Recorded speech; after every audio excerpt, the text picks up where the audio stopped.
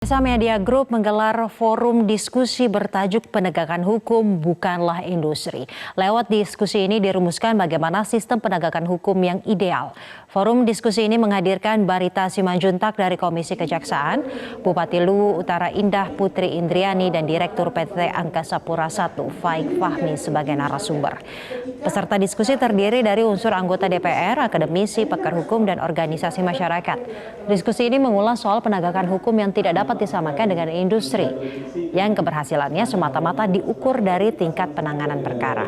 Penegakan hukum dikatakan berhasil apabila mampu menekan tingkat kejahatan dan meningkatkan kesadaran hukum di masyarakat. Sejalan dengan itu, Barita Simanjuntak mengatakan perlu ada perubahan peningkatan kualitas penegakan hukum yang lebih responsif terhadap dinamika masyarakat. Barita menjelaskan fungsi kejaksaan contohnya dalam mendampingi pelaksanaan pembangunan. Jangan sampai pembangunan terhambat karena ada ketakutan masyarakat. Ya, kalau dalam perspektif penegakan hukum tentunya dari prinsip hukum itu sendiri kan penindakan represif itu adalah ultimum remedium yang terakhir. Jadi yang pertama sebenarnya harus dibangun sistem pencegahan yang baik, yang efektif, ya, dan efisien. Karena penegakan hukum itu kan bukan sebuah industri yang dihitung dari kalkulasi banyaknya perkara yang bermuara pada masuknya orang ke penjara. Tapi bagaimana merubah ya kultur masyarakat menjadi sadar hukum itu kan yang paling ideal.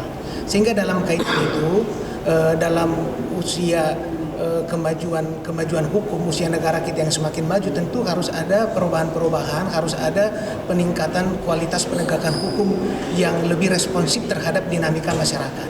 Untuk itulah sistem pencegahan, ya, bagaimana hukum itu memerlukan koreksi, evaluasi untuk perbaikan sehingga tujuan hukum tercapainya keadilan, ketertiban, kemanfaatan bagi masyarakat itu bisa terwujud. Itu hal yang penting.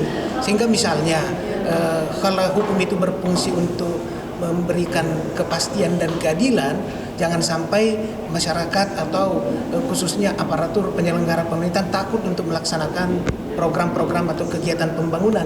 Sebab tujuan dari pembangunan itu kan untuk kesejahteraan masyarakat adil dan makmur. Itu kan harus dijaga.